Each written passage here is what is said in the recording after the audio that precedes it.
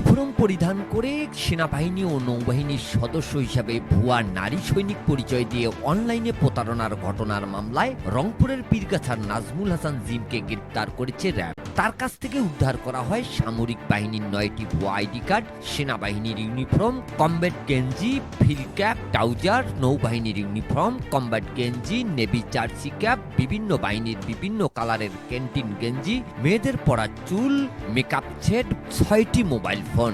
12ই November বুধবার RAB 13 রংপুরের অতিরিক্ত পুলিশ সুপার সিনিয়র সহকারী পরিচালক মিডিয়া বিপ্লব কুমার গোস্বামী প্রেস বিজ্ঞপ্তিতে এ তথ্য জানিয়েছেন।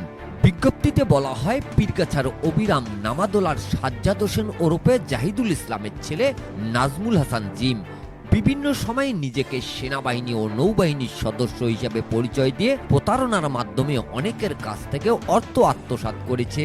সে নিজেকে মাঝে মাঝে নারী সেনা সদস্য পরিচয় দিত এবং নারীর বেশ ধারণ করে নারীর কণ্ঠে কথা বলে ভিডিও কলের মাধ্যমে প্রতারণা করত এবং নারী কেলেঙ্কারিতে ফাঁসিয়ে টাকা আদায় করত।